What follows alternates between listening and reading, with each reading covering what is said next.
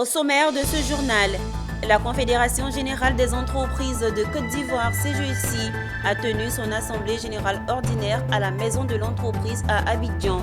À l'ordre du jour, la présentation du bilan moral et financier 2023. Coopération. L'ambassade des États-Unis inaugure son nouveau service commercial à Abidjan. Mobilité électrique. Le DJI et les ministères du Transport et de l'Environnement sont en atelier de réflexion.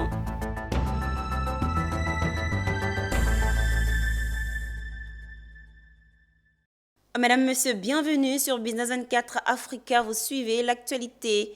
La Confédération générale des entreprises de Côte d'Ivoire, CGECI, a tenu ce vendredi 12 juillet son assemblée générale ordinaire. À l'ordre du jour, il s'est agi de la présentation du bilan moral et financier 2023. Cette assemblée générale était présidée par le président Ahmed Cissé, qui à la fin s'est félicité du bilan présenté. À l'issue de cette rencontre, plusieurs membres ont fait leur entrée au conseil d'administration. Pierre Tebeu et Richard Akeke nous en parlent. La Confédération générale des entreprises de Côte d'Ivoire, CGCI, a tenu son assemblée générale ordinaire, présidée par Ahmed Cissé, ce vendredi 12 juillet 2024 à la maison de l'entreprise. Au programme de cette assemblée générale, le rapport moral et financier de la Confédération de l'exercice clos au 31 décembre 2023. Au titre du rapport financier, tandis que les comptes font ressortir globalement une bonne gestion financière de l'organisation, le rapport moral indique que dans un contexte marqué par une bonne croissance des pays de l'UEMOA, la CGECI œuvre au niveau national et international afin que le business de ses membres se développe. Aussi, l'Assemblée générale a-t-elle donné aux administrateurs quitus entiers et sans réserve de leur gestion pour l'exercice écoulé. À cette occasion, les membres délégués ont approuvé à l'unanimité le rapport moral et les états financiers de l'exercice clos au 31 décembre 2023. C'est bien passé. Nos comptes ont été approuvés à l'unanimité par l'ensemble de nos membres. Donc nous nous en réjouissons. Nous avons eu un excédent au niveau de nos comptes de fonctionnement d'à peu près 185 millions, un excédent au niveau de nos comptes TSE d'à peu près 3 milliards et demi. Notre institution se porte très très bien. L'autonomie financière que nous avons souhaité, dont nous avons entamé la marche depuis maintenant 2 ans, commence à se concrétiser. Plusieurs administrateurs ont fait leur entrée au conseil d'administration au cours de cette assemblée générale. Ils comptent soutenir les initiatives du président pour une CGCI plus forte. Le sentiment de joie qui m'anime, le fait d'entrer dans cette instance qui représente le secteur privé, c'est ça par excellence qui représente le secteur privé.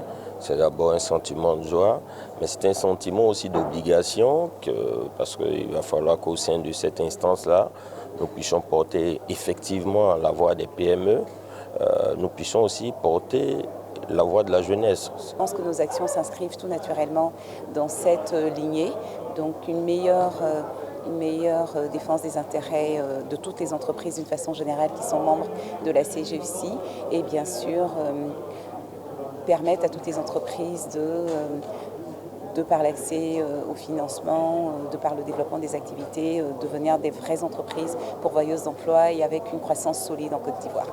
Au regard des résultats enregistrés, le président Cissé a vivement remercié les entreprises, les présidents de commissions permanentes et les administrateurs pour leur engagement et leur implication au quotidien.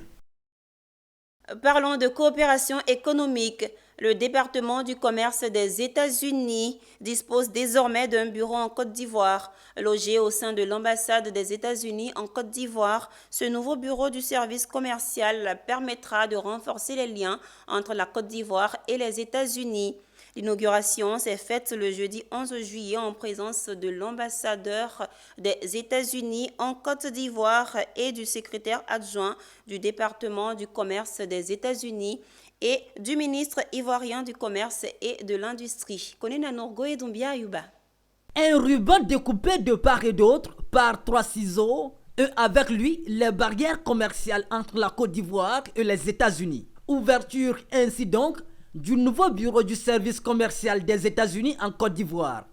Inauguré ce jeudi 11 juillet 2024 à l'ambassade des États-Unis en Côte d'Ivoire, ce nouveau service commercial va ainsi permettre de renforcer la coopération économique et commerciale entre les deux pays. Depuis la dernière année que je suis là, nous avons fait un effort et nous avons souligné les relations commerciales avec le champion de ces relations, avec son Excellence, Monsieur le Ministre et son équipe. Nous sommes fiers d'accueillir ici, au sein de l'ambassade des États-Unis, pour ouvrir ce bureau. Ce nouveau bureau du service commercial des États-Unis en Côte d'Ivoire est la volonté expresse du pays de Joe Biden d'approfondir ses relations avec la Côte d'Ivoire sur le plan commercial. Une journée mémorable qui a mobilisé le secrétaire adjoint du département du commerce venu tout droit des États-Unis d'Amérique. On ouvre ce bureau-là ici en Côte d'Ivoire parce que c'est l'opportunité de nous de voir un peu ce que l'État de Côte d'Ivoire fait en termes de réformes et nous voyons un peu l'engagement du président, son Excellence M. Alassane Ouattara, qui a favorisé un développement économique quand même prépondérant. Ce nouveau bureau américain du service commercial à Abidjan est aussi une assurance pour la Côte d'Ivoire d'atteindre son objectif des 3,5 milliards de dollars dans les échanges commerciaux avec les États-Unis d'ici 2025, contre 1,5 milliard à ce jour. L'ouverture de ce bureau en fait va aider à la mise en œuvre du protocole que nous avons signé cet après-midi.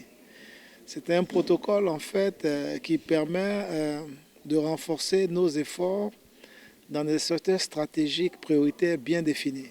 Comme on l'a indiqué, les infrastructures socio-économiques, l'agriculture, l'industrie et l'économie numérique, pour promouvoir le commerce et les investissements, et c'est également pour donner plus d'opportunités à nos jeunes et à nos femmes.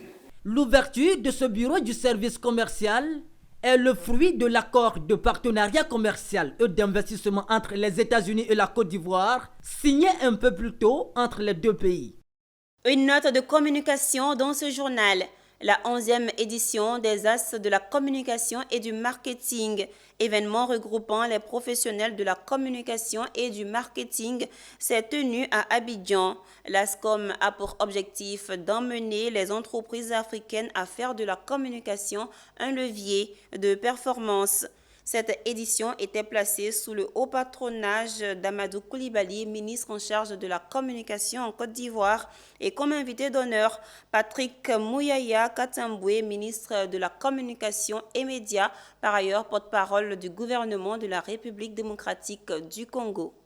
Les As de la communication et du marketing, ASCOM, ont soufflé sur leur 11e bougie ce 11 juillet 2024. Grâce à une notoriété qui s'est accrue au fil des années, l'édition 2024 a pu garantir, comme l'année dernière, la participation d'acteurs majeurs de la communication, du marketing et de l'événementiel.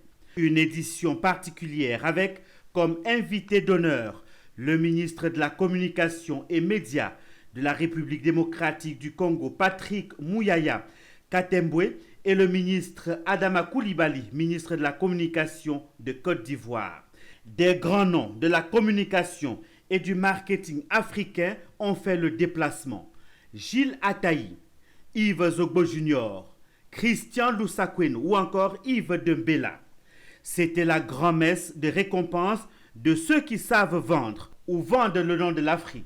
Beaucoup d'entre eux ont été récompensés pour leur accompagnement de cette Afrique qui change. Donc c'est avec humilité et beaucoup de recul que l'on reçoit ces différents prix, notamment celui-là qui a une valeur symbolique du fait même de l'organisateur, qui est un frère, un ami, et qui a insisté, qui a dit non, à un moment donné de la vie, il faut reconnaître, même si ça ne le fait pas à l'échelle, le truc, il faut reconnaître le travail qui est fait. C'est une reconnaissance. C'est vrai qu'on a eu la reconnaissance du public, vu que toute la Côte d'Ivoire et toute l'Afrique a validé et adhéré donc, à Abidjan Laguna Show. On témoigne l'affluence qu'il y avait chaque fois qu'on convoquait donc, une cérémonie, une soirée.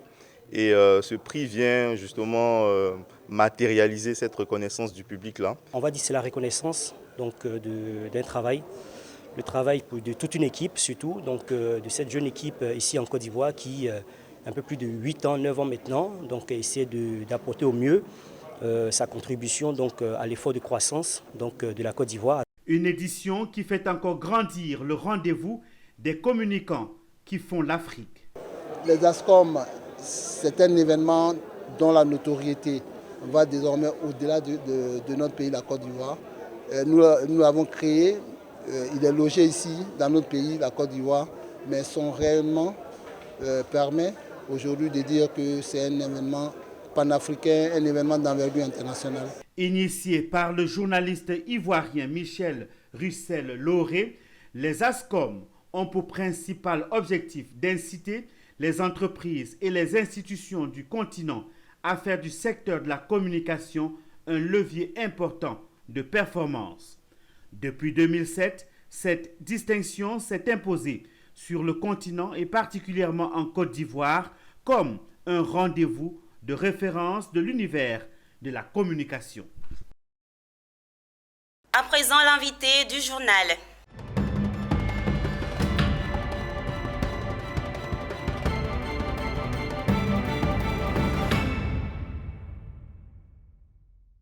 Dans cette page de l'invité du journal, nous recevons sur notre plateau M.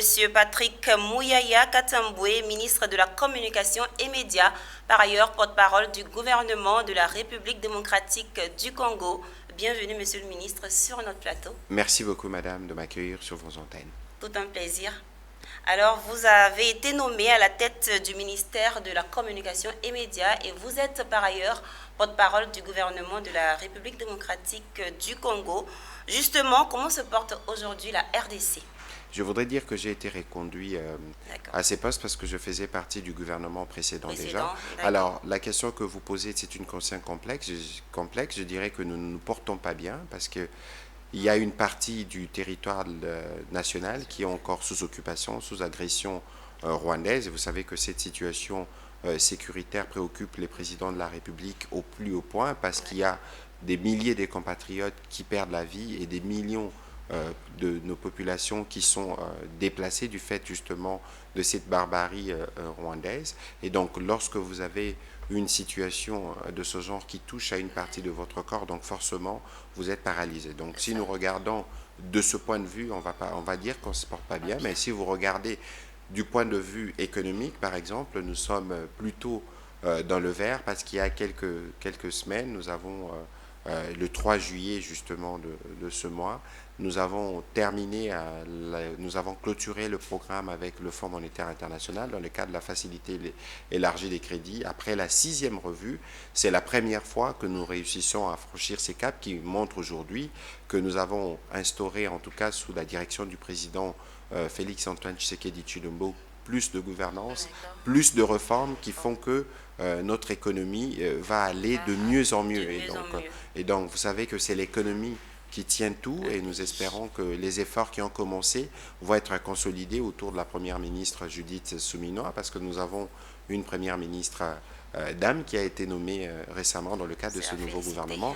Et donc, il faut considérer que de ce point de vue, nous allons aller vers du positif. Et donc, lorsque vous regardez aussi d'autres aspects de la situation en République démocratique du Congo, notamment sur des questions qui concernent, comme celle des questions de la santé, par exemple, nous avons commencé l'implémentation d'un programme de couverture universelle avec une première phase qui consacre à la gratuité des accouchements. Nous allons consolider la gratuité de l'enseignement qui est la partie du programme phare du président de la République qui nous a permis de ramener à peu près 5 millions d'enfants à l'école. Et donc nous allons, dans le cadre de ces nouvelles priorités pour le 2e mandat, donc on va aller vers plus d'emplois, plus de pouvoir d'achat, plus de sécurité, plus d'économie, en termes de diversification, mais aussi plus d'accès aux services publics de base. Et voilà un peu le leitmotiv de notre action aux côtés du président de la République pour ce nouveau quinquennat. Alors, Monsieur le ministre, dans cette même dynamique, quels sont les chantiers qui vous attendent au plan national? Le premier chantier sur lequel nous travaillons, c'est le chantier de l'emploi, parce que vous savez, je suis sûr que c'est aussi le cas en Côte d'Ivoire, vous avez beaucoup de jeunes qui ont besoin de travailler. Nous faisons des efforts extraordinaires, notamment dans le soutien des initiatives dans l'entrepreneuriat de jeunes, mais nous pensons que nous devons faire davantage. On s'est donné des objectifs d'atteindre 6 400 000 emplois pour le quinquennat, et donc c'est la première des priorités. Certains posent la question, mais c'est la sécurité. La sécurité reste tout aussi prioritaire, mais nous pensons que si nous réglons le problème de l'emploi, comme c'est interconnecté au problème de la sécurité, les problèmes pourraient être réglés. Et dans les mêmes esprits, je vous parlais tout à l'heure de la gratuité de l'enseignement, de l'éducation, que ce soit au niveau élémentaire ou au niveau universitaire. Je vous parlais d'accès aux services. Je vous ai parlé tout à l'heure de l'accès aux soins de santé notamment. Et donc voilà plus ou moins les priorités dans lesquelles nous allons nous recentrer autour de la Première ministre, et ce sont les 6 engagements du président de la République au terme de la campagne électorale dernière, et nous pensons que nous sommes dans la bonne direction pour apporter des réponses durables aux préoccupations de nos populations. Est-ce que cela suffit pour accélérer l'image de la RDC à l'extérieur? Dites-nous. Bon, écoutez, en parlant d'image, il y a évidemment cette part des efforts que nous devons faire en interne, parce qu'on ne peut, pour parler de l'image de la RDC, avant d'en parler à l'extérieur, il vaut mieux en parler aussi de l'intérieur. Mais de l'extérieur, ce qui est dit sur la RDC, pour la plupart, ne nous reflète pas. C'est vrai qu'il y a des problèmes, des préoccupations sécuritaires dans l'Est, comme je l'ai dit tout à l'heure, mais la République démocratique du Congo ne peut pas être définie que sous le prisme de la violence ou sous les prismes des défis sécuritaires. Nous avons une jeunesse qui est formidable, nous avons un côté culturel et sportif qui est très très bien connu ici à Abidjan, et donc nous pensons que nous devons changer justement ces narratifs sur la République démocratique du Congo. Nous nous assurons que nous nous approprions ces narratifs, mais c'est un travail de longue haleine, et nous pensons qu'autour du président de la République, Félix-Antoine Tshisekedi, nous allons de ce point de vue aussi consolider nos efforts pour que la République démocratique du Congo, que nous appelons, et pas seulement nous, pays solution, puisse pleinement jouer son rôle, que ce soit dans la protection de l'environnement mondial, mais aussi son rôle moteur dans les développements de l'Afrique centrale, mais aussi de tout le continent africain. Je rappelle que vous êtes à Abidjan, en terre ivoirienne, dans le cadre d'un programme. Dites-nous donc, quel est votre agenda? Écoutez, je suis en train de terminer mon agenda. J'étais initialement invité pour les As de la communication, les ASCOM, où j'ai eu hier le privilège de recevoir les prix d'honneur de l'impact. Mais j'ai profité de mon séjour pour rencontrer mon homologue, le ministre Amadou Koulibaly, qui a été particulièrement chaleureux. Et j'ai eu l'occasion, grâce à lui, de faire la découverte de l'écosystème ivoirien, parce que madame, il faut noter qu'entre Africains, nous ne partageons pas beaucoup, et les réunions que j'ai eues avec lui ont permis notamment pour lui de comprendre le contexte congolais et de voir des éléments qui peuvent être profitables ou applicables ici en Côte d'Ivoire. Mais nous avons fait de même, et je pense que dans les jours qui viennent, nous allons consolider nos rapports en termes d'échanges et de partage d'expériences pour être sûr que nous nous enrichissons mutuellement, tout au moins dans les secteurs qui concernent notre domaine, à savoir la communication et les médias. Merci, Monsieur le ministre. Avant de quitter notre plateau, nous allons vous demander votre mot de fin. Écoutez, d'abord, c'est de remercier le peuple ivoirien qui, à travers le ministre de la Communication, mais aussi à travers M. Roussel Lauré, qui, à travers les As de Com, m'ont fait le privilège d'être un invité d'honneur. Et je pense que ces passages à Abidjan n'est pas le dernier. C'est illustratif justement de ces besoins de communiquer davantage entre Africains, mais aussi de faire une réflexion collective sur comment nous nous approprions le narratif sur notre continent. Parce que l'Afrique n'est pas non plus toujours présentée sous son meilleur visage. Et si nous voulons présenter l'Afrique comme le continent de l'avenir du monde, sous les prismes d'une jeunesse résiliente qui se mobilise, qui se forme, nous devons voir comment nous travaillons en partenariat entre Congolais, Ivoiriens, Togolais, Camerounais, nous tous étant fils du même continent. Et donc c'est sur cette note positive justement que je voudrais clôturer cet entretien en vous remerciant parce que nous vous suivons entre autres à Kinshasa. Et c'est bien que vous ayez fait une orientation sur l'économie, parce que nous pensons que c'est à partir de l'économie que nous pourrons relever les défis qui s'imposent à nos pays respectifs. Voilà. Merci, Monsieur le ministre, d'être passé sur notre plateau et félicitations encore. Je rappelle que vous êtes Monsieur Patrick Mouyaya Katamboué, ministre de la Communication et Médias, par ailleurs porte-parole du gouvernement de la République démocratique du Congo. Merci. Je vous en prie, madame. Et nous poursuivons ce journal dans le secteur de l'immobilier. Répondre avec diligence aux défis pressants de la crise de logement en Afrique de l'Ouest, spécifiquement en Côte d'Ivoire. C'est l'objectif visé à travers le CIMOFI, Salon de l'immobilier, du financement et de l'innovation qui se tiendra au Canada, précisément à Sheraton Laval, centre des congrès les 11, 12 et 13 novembre 2024. Une initiative de la Chambre nationale des promoteurs immobiliers, de l'entreprise Fonds Carré Consulting Group et DGA International. Et cette initiative est parrainée par le ministre en charge de la construction, Bruno Nabagné-Koné. C'était ici dans un commentaire de Anja Sémian. Pour répondre au déficit du logement en Côte d'Ivoire, une pénurie estimée à 800 000 logements, les acteurs immobiliers iront au bout du monde s'il le faut. Canada, c'est le pays choisi pour abriter l'édition 2024 du CIMOFI, Salon de l'immobilier, du financement et de l'innovation. À l'initiative de ce forum immobilier, la Chambre nationale des promoteurs et constructeurs de Côte d'Ivoire, l'entreprise Fonds Carré Consulting Group et DGA International. Avec ces forums finis, les méthodes traditionnelles de construction pour de nouvelles méthodes et dernières tendances des technologies de pointe en vue de la création de nouveaux cadres de vie pour les populations. L'intérêt, c'est d'abord redynamiser le secteur foncier de l'immobilier en Côte d'Ivoire à travers les promoteurs et les constructeurs ivoiriens. Grâce à la dynamique, nouvelle dynamique soufflée par le président Sangaré. Nous allons au Canada pour rencontrer nos partenaires, ceux aussi qui sont dans la filière de l'immobilier, du financement, la technologie nouvelle qu'on peut utiliser aujourd'hui pour produire des logements en grande quantité, à moins de coûts et vraiment de façon durable. Et aussi la diaspora. La diaspora aujourd'hui a besoin d'acheter en Côte d'Ivoire. La diaspora veut acheter en Côte d'Ivoire. Maintenant, c'est comment mettre en place effectivement tous ces paramètres qui permettront à donner de la confiance, de la sécurité à cette diaspora pour venir investir en masse ici en Côte d'Ivoire. Pour l'atteinte de ces objectifs, les initiateurs peuvent compter sur le soutien du ministre de la Construction, du Logement et de l'Urbanisme, Bruno Nabagné-Koné, parrain du salon représenté pour l'occasion. Votre action elle est salutaire parce que c'est une action positive pour le gouvernement. À partir du moment où vous acceptez de venir pour qu'on se parle, pour qu'on échange ensemble sur la question du logement, eh bien, c'est forcément une bonne chose. Le Canada se tient prêt à accueillir plus de 200 exposants et plus de 1000 visiteurs les 11, 12 et 13 novembre 2024 à Sheraton, Laval, centre des congrès. À la fin de la cérémonie de lancement, le CIMOFI 2024 au casino du Sofitel Ivoire, quelques entreprises immobilières ont reçu leur ordre de mission des mains de Sidiki Sangaré, président de la Chambre nationale des promoteurs et constructeurs de Côte d'Ivoire.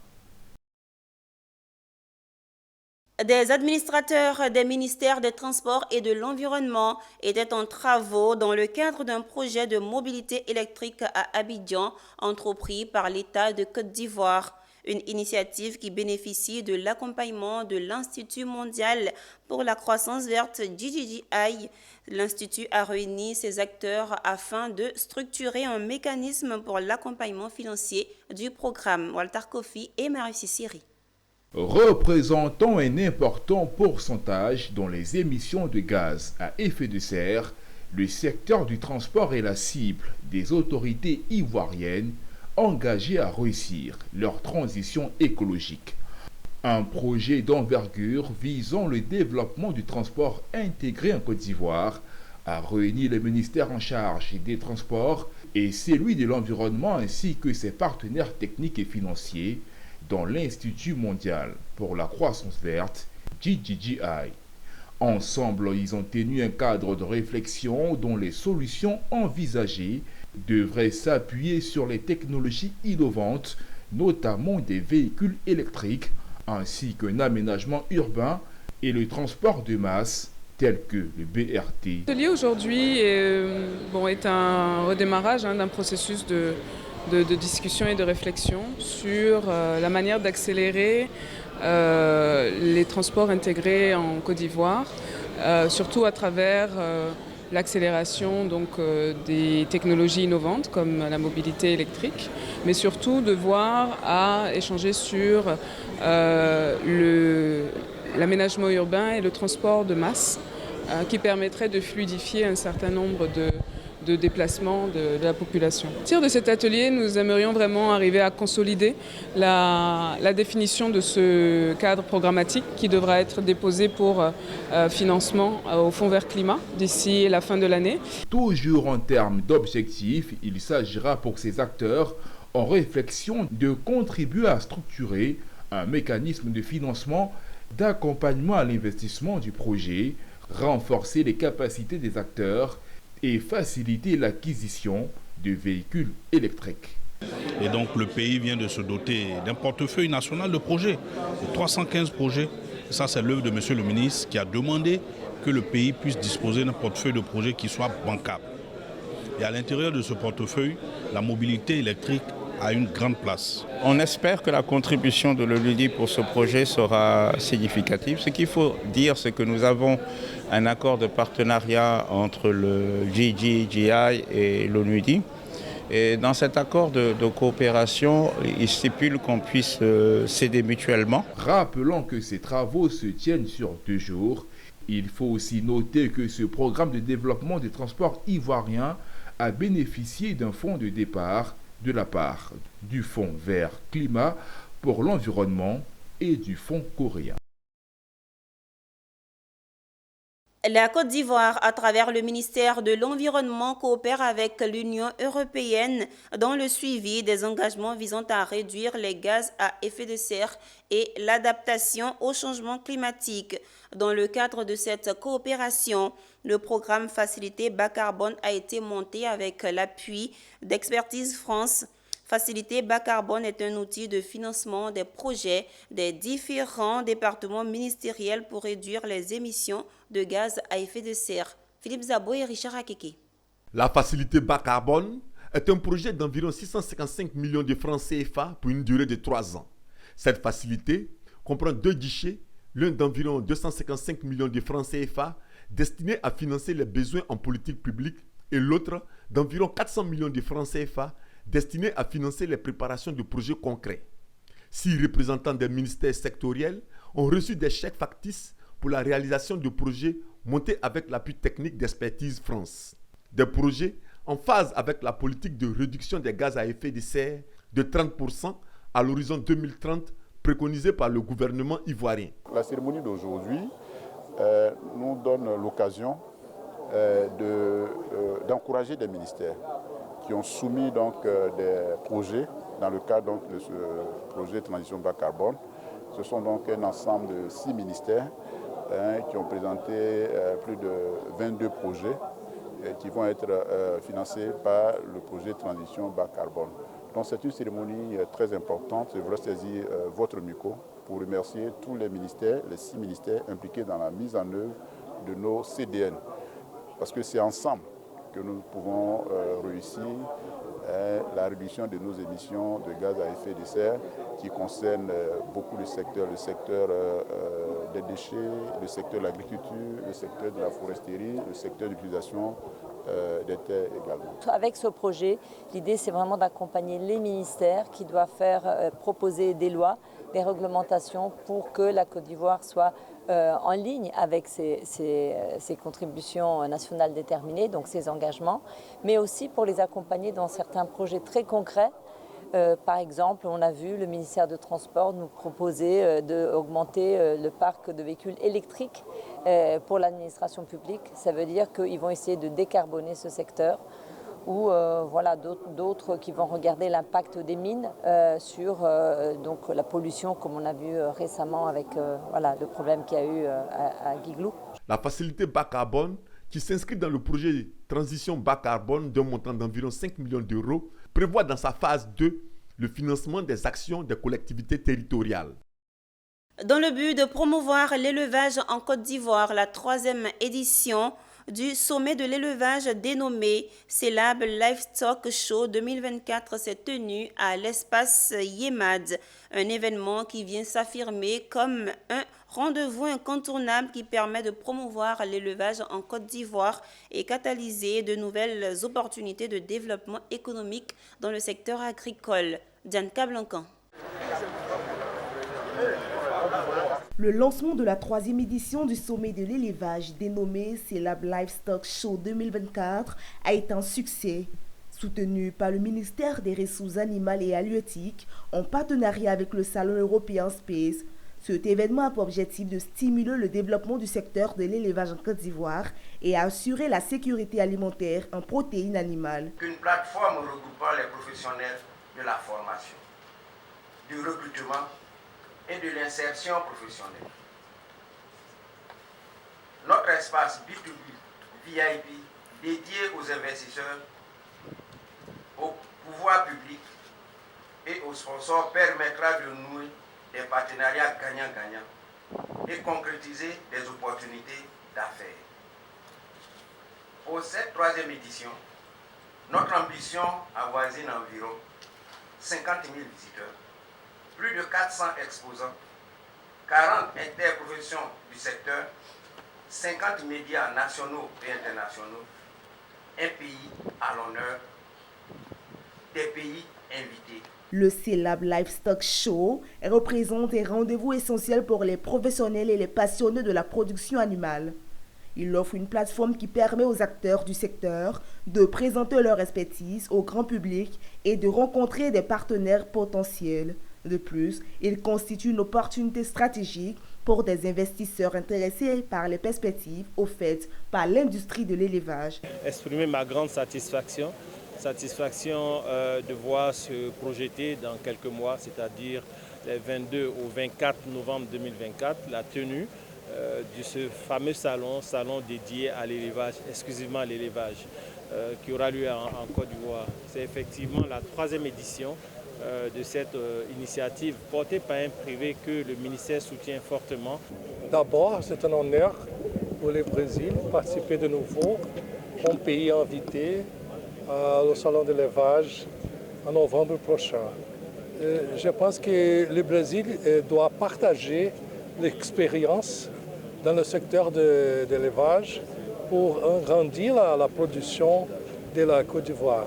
Notons que CELAB Livestock Show 2024 est non seulement un événement commercial clé, mais également un catalyseur potentiel pour le développement durable du secteur agricole en Côte d'Ivoire.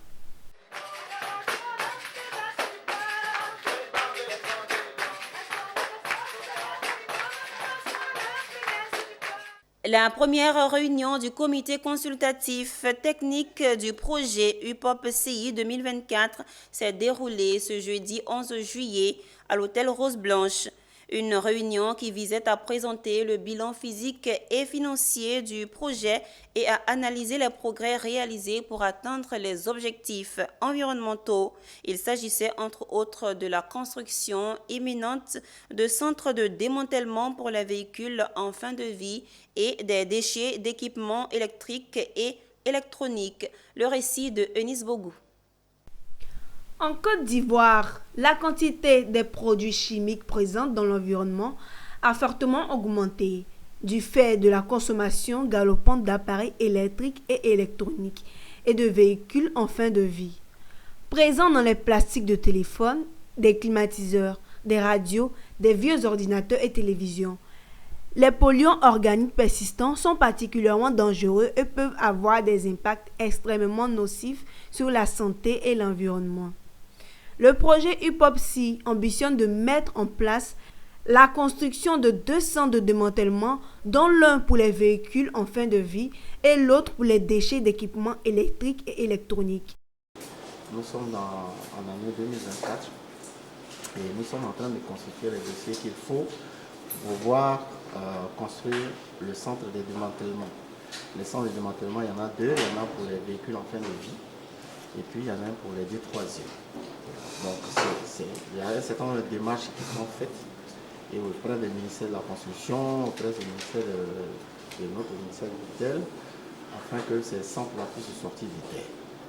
Donc ce sont ces démarches-là, il y a un certain nombre de documents que nous avons présentés aux autorités techniques, donner toutes ces informations pour qu'eux donnent leur avis afin qu'on le propose au côté des pilotages. Le gouvernement ivoirien nous accompagne et a réitéré sa confiance en inscrivant le projet UPOPSI depuis 2023 sur la feuille de route de la primature en tant que projet majeur. Cela traduit le fait qu'il importe vraiment pour l'État de Côte d'Ivoire de protéger la santé de la population. Autour de la table de cette première réunion du comité consultatif technique du projet UPOPSI, tous les acteurs du secteur de l'environnement et du développement. Cette troisième réunion a été organisée par le ministère de l'Environnement, du Développement durable et de la Transition écologique. Nous terminons ce journal en nous rendant à Yamoussoukro, capitale politique de Côte d'Ivoire. La 17e session de formation de l'Alliance du cajou africain a pris fin récemment. Cette 17e session a été consacrée essentiellement à la formation maître formateur pour la promotion de la chaîne de valeur venue de 12 pays membres. Au terme de cette session, les participants ont vu leurs capacités renforcées. Parmi eux, 70 ont été certifiés experts. Charles Kouakou dans un commentaire de Pierre Tebeu. Cette session de formation a porté sur la récolte et la post-récolte des noix de cajou, la valeur ajoutée par la transformation ainsi que les questions transversales relatives à l'industrie des noix de cajou en vue de faire la promotion de la chaîne de valeur des acteurs de noix de cajou. Cette 17e édition qui sanctionne la fin des 3 sessions par la remise des certificats à 70 personnes, je voudrais à ce pupitre féliciter ces personnes qui ont bien voulu suivre la formation parce qu'on est conscient que ça rentre dans le cadre du renforcement des capacités. Et ce renforcement des capacités vient aussi aider votre entourage. Le directeur général de l'Alliance du cajou africain, ACA, a exhorté les bénéficiaires à faire bon usage de toutes les informations reçues et faire preuve de modèle, d'inspiration et d'exemple pour leur communauté, notamment dans le secteur du cajou. Chers diplômés, nous vous félicitons d'avoir achevé avec succès le MTP. Votre participation au MTP est un énorme investissement de la part de vos organisations et des partenaires de développement qui vous ont parrainé. Maintenant, c'est à vous de rendre l'appareil à vos organisations, à l'industrie du cajou, à vos pays respectifs et à l'Afrique dans son ensemble. Pour sa part, la chef d'équipe GIZ de Move Comcacho s'est réjouie pour sa structure qui est sur la bonne voie. L'intérêt croissant pour le programme de formation Cashew Master nous donne la conviction que nous sommes sur la bonne voie pour augmenter le vivier d'experts pour le secteur de la noix de cajou en Afrique et un solide réseau d'experts de la noix de cajou comme outil le plus stratégique pour la croissance et le développement de la filière africaine de la noix de cajou. Au-delà de la formation, la délégation et les invités ont eu l'occasion de visiter l'usine de transformation de noix de cajou, CITA. Ceci marque la fin de ce journal préparé par l'ensemble de la rédaction. Merci de l'avoir suivi. Les programmes se poursuivent sur Business 24 Africa, votre télé utile.